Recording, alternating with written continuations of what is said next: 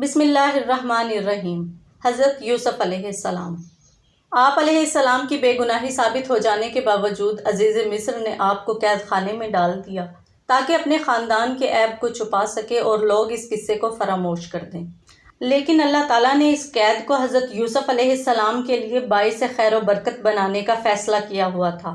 اللہ تعالیٰ سورہ یوسف میں فرماتے ہیں، پھر باوجود اس کے کہ وہ لوگ نشان دیکھ چکے تھے، ان کی رائے یہی ٹھہری کہ کچھ عرصے کے لیے ان کو قید ہی کر دیں، اور ان کے ساتھ 2 اور جوان بھی داخلے زندان ہوئے۔ ان میں سے ایک نے کہا کہ میں خواب میں دیکھتا ہوں کہ شراب کے لیے انگور نچوڑ رہا ہوں۔ دوسرے نے کہا کہ میں نے بھی خواب دیکھا ہے، میں یہ دیکھتا ہوں کہ اپنے سر پر روٹیاں اٹھائے ہوئے ہوں اور پرندے ان میں سے کھا رہے ہیں، ہمیں ان کی تعبیر بتا دیجئے کہ ہم تمہیں نیکوکار سمجھتے ہیں۔ یوسف نے کہا کہ جو کھانا تم کو ملنے والا ہے وہ آنے نہیں پائے گا کہ میں اس سے پہلے تم کو تعبیر بتا دوں گا۔ یہ ان میں سے ہے جو میرے پروردگار نے مجھے سکھائی ہیں۔ جو لوگ اللہ پر ایمان نہیں لاتے اور روز آخرت کا انکار کرتے ہیں، میں ان کا مذہب چھوڑے ہوئے ہوں اور اپنے باپ دادا ابراہیم اور اسحاق اور یعقوب کے مذہب پر چلتا ہوں۔ ہمیں لائق نہیں کہ کسی چیز کو اللہ کے ساتھ شریک بنائیں۔ یہ اللہ کا فضل ہے ہم پر بھی اور دوسرے لوگوں پر بھی، لیکن اکثر لوگ شکر نہیں کرتے۔ میرے جیل خانے کے ساتھیوں، بھلا کئی جدا جدا آقا اچھے یا ایک اللہ یکتا و غالب؟ جن چیزوں کی تم اللہ کے سوا پرستش کرتے ہو وہ صرف نام ہی نام ہے جو تم نے اور تمہارے باپ دادا نے رکھ لیے ہیں۔ اللہ نے ان کی کوئی سند نازل نہیں کی۔ سن رکھو کہ اللہ کے سوا کسی کی حکومت نہیں ہے۔ اس نے حکم دیا ہے کہ اس کے سوا کسی کی عبادت نہ کرو، یہی سیدھا دین ہے، لیکن اکثر لوگ نہیں جانتے۔ میرے جیل خانے کے رفیقوں، تم میں سے ایک تو اپنے آقا کو شراب پلایا کرے گا اور جو دوسرا ہے وہ سولی دیا جائے گا اور پرندے اس کا سر نوچ کھائیں گے۔ جو امر تم مجھ سے پوچھتے تھے اس کا فیصلہ ہو چکا ہے۔ ان آیات میں اللہ تعالیٰ نے بیان فرمایا ہے کہ عزیز مصر اور اس کی بیوی کو یقینی طور پر معلوم ہو گیا تھا کہ حضرت یوسف علیہ السلام بے قصور ہیں۔ اس کے باوجود انہیں یہی مناسب معلوم ہوا کہ آپ کو کچھ عرصہ کے لیے قید کر دیا جائے تاکہ لوگوں کی چہمگوئیاں ختم ہوں اور یہ معاملہ دب جائے۔ یہ مقصد بھی تھا کہ عوام یہ خیال کریں کہ حضرت یوسف علیہ السلام نے چھیڑ چھاڑ میں پہل کی ہوگی، اس لیے انہیں قید کی سزا دی گئی ہے۔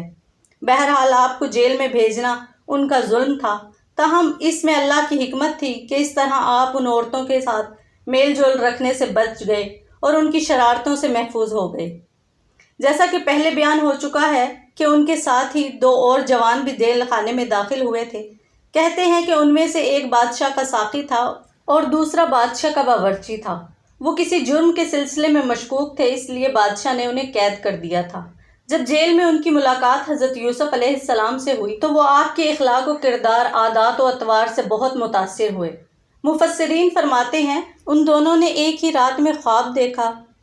ساقی نے خواب میں دیکھا کہ انگور کی بیل کی 3 شاخیں ہیں، ان میں پتے اگائے ہیں اور انگوروں کے گچھے لگ کر پک گئے ہیں۔ اس نے انہیں لے کر بادشاہ کے پیالے میں نچوڑا اور اسے وہ مشروب پلا دیا۔ روٹیاں پکانے والے باورچی نے دیکھا کہ اس کے سر پر روٹیوں کی 3 ٹوکریاں ہیں اور پرندے سب سے اوپر کی ٹوکری سے کھا رہے ہیں۔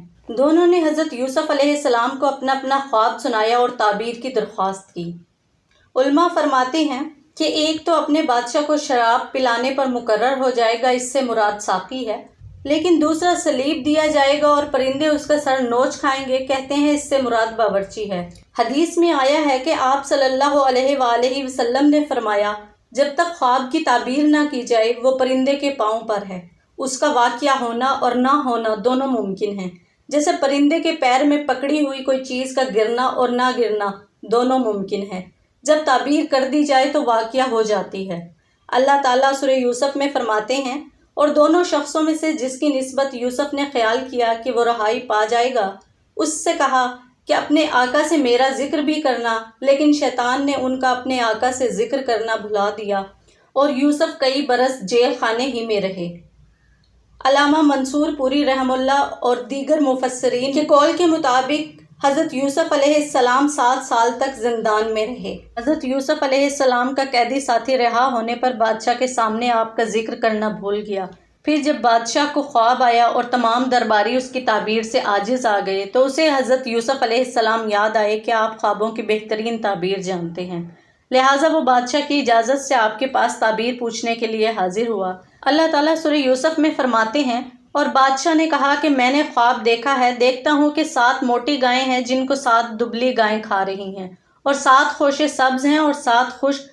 اے سردارو، اگر تم خوابوں کی تعبیر بتا سکتے ہو تو مجھے میرے خواب کی تعبیر بتاؤ۔ انہوں نے کہا، یہ تو پریشان سے خواب ہیں اور ہمیں ایسے خوابوں کی تعبیر نہیں آتی۔ اب وہ شخص جو دونوں قیدیوں میں سے رہائی پا گیا تھا اور جسے مدت کے بعد وہ بات یاد آئی، وہ بول اٹھا کہ آپ کو اس کی تعبیر لا کر بتلا دیتا ہوں، مجھے جیل خانے جانے کی اجازت دیجیے۔ غرض وہ یوسف کے پاس آیا اور کہنے لگا، اے یوسف، اے بڑے سچے، ہمیں اس خواب کی تعبیر بتائیے کہ 7 موٹی گایوں کو 7 دبلی گائیں کھا رہی ہیں، اور 7 خوشے سبز ہیں اور 7 سوکھے، تاکہ میں لوگوں کے پاس واپس جا کر تعبیر بتاؤں تاکہ وہ جان لیں۔ انہوں نے کہا کہ تم لوگ 7 سال متواتر کھیتی کرتے رہو گے، سو جو غلہ کاٹو تو تھوڑے سے غلے کے سوا جو کھانے میں آئے اسے خوشو ہی میں رہنے دو، پھر اس کے بعد خشک سالی کے 7 سخت سال آئیں گے، جو غلہ تم نے جمع کر کے رکھا ہوگا وہ اس سب کو کھا جائیں گے، صرف وہی تھوڑا سا غلہ رہ جائے گا جو تم اختیار سے رکھ چھوڑو گے۔ پھر اس کے بعد 1 سال ایسا آئے گا کہ خوب میਂہ برسے گا اور لوگ اس میں رس نچوڑیں گے۔ حضرت یوسف علیہ السلام نے کوئی شرط لگائے بغیر، جلد رہائی کا مطالبہ کیے بغیر، بلا تاخیر خواب کی تعبیر بتا دی۔ پہلے 7 سال شادابی ہوگی اور پھر 7 سال قحط پڑے گا، اور اس کے بعد جو سال آئے گا اس میں لوگوں پر خوب بارش برسائی جائے گی جس سے زرخیزی اور خوشحالی آئے گی، اور اس میں خوب رس نچوڑیں گے، یعنی انگوروں کا رس، زیتون اور تلوں وغیرہ کا تیل، جیسے پہلے حاصل کیا کرتے تھے پھر حاصل کرنے لگیں گے۔ خواب کی تعبیر معلوم ہونے پر بادشاہ بڑا خوش ہوا اور حضرت یوسف علیہ السلام کو حاضر کرنے کا حکم دیا تاکہ انہیں اپنے خاص وزراء میں شامل کرے، مگر حضرت یوسف علیہ السلام نے اپنی مکمل بے گناہی کا اظہار کروائے بغیر جیل سے باہر آنے سے انکار کر دیا۔ اللہ تعالیٰ سورہ یوسف میں فرماتے ہیں، بادشاہ نے حکم دیا کہ یوسف کو میرے پاس لے آؤ۔ جب قاصد ان کے پاس گیا تو انہوں نے کہا کہ اپنے آقا کے پاس لوٹ جا اور اس سے پوچھ کہ ان عورتوں کا کیا حال ہے جنہوں نے اپنے ہاتھ کاٹ ڈالے تھے، بے شک میرا پروردگار ان کے مکر سے خوب واقف ہے۔ بادشاہ نے عورتوں سے پوچھا، بھلا اس وقت کیا ہوا تھا جب تم نے یوسف کو اپنی طرف مائل کرنا چاہا؟ سب بول اٹھیں کہ ہم نے اس میں کوئی برائی معلوم نہیں کی۔ عزیز کی عورت نے کہا، اب سچی بات تو ظاہر ہو ہی گئی ہے، اصل یہ ہے کہ میں نے اس کو اپنی طرف مائل کرنا چاہا تھا اور وہ بے شک سچا ہے۔ یوسف نے کہا کہ میں نے یہ بات اس لیے پوچھی ہے کہ عزیز کو یقین ہو جائے کہ میں نے اس کی پیٹھ پیچھے اس کی امانت میں خیانت نہیں کی، اور اللہ خیانت کرنے والوں کے مکر کو راہ نہیں دیتا۔ اور میں اپنے آپ کو صاف پاک نہیں کہتی، کیونکہ نفس امارہ انسان کو برائی ہی سکھاتا رہتا ہے، مگر یہ کہ میرا پروردگار رحم کرے، بے شک میرا پروردگار بخشنے والا مہربان ہے۔ پھر جب بادشاہ کے سامنے حضرت یوسف علیہ السلام کی بے گناہی ثابت ہو گئی اور اسے علم ہو گیا کہ آپ پر لگایا جانے والا الزام سراسر بے بنیاد ہے، تو اس نے حکم دیا کہ اسے میرے پاس لے آؤ۔ اللہ تعالیٰ سورہ یوسف میں فرماتے ہیں، بادشاہ نے حکم دیا کہ اسے میرے پاس لاؤ، میں اسے اپنا مصائب خاص بناؤں گا۔ پھر جب ان سے گفتگو کی تو کہا کہ آج سے تم ہمارے ہم صاحب منزلت اور صاحب اعتبار ہو۔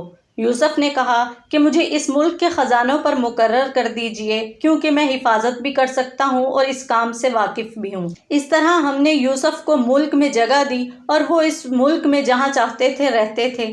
ہم اپنی رحمت جس پر چاہتے ہیں نازل کرتے ہیں اور نیکوکاروں کے اجر کو ضائع نہیں کرتے، اور جو لوگ ایمان لائے اور ڈرتے رہے ان کے لیے آخرت کا اجر بہت بہتر ہے۔ اہل کتاب کہتے ہیں فرعون یعنی اس وقت کے شاہ مصر نے حضرت یوسف علیہ السلام کی بہت عزت افزائی کی اور آپ کو پورے مصر کا حاکم بنا دیا۔ اس نے آپ کو اپنی شاہی انگوٹھی پہنائی، ریشم کا لباس پہنایا، سونے کا ہار پہنایا اور آپ کو اپنے ساتھ سوار کرا کر آپ کے آگے یہ منادی کرا دی کہ تو مالک ہے اور مختار ہے، اور اپنے بارے میں کہا فقط تخت کا مالک ہونے کے سبب میں بزرگ تر ہوں گا۔ مجاہد رحمہ اللہ سے منقول ہے کہ مصر کا بادشاہ ریان بن ولید حضرت یوسف علیہ السلام کے ہاتھ پر اسلام لے آیا تھا۔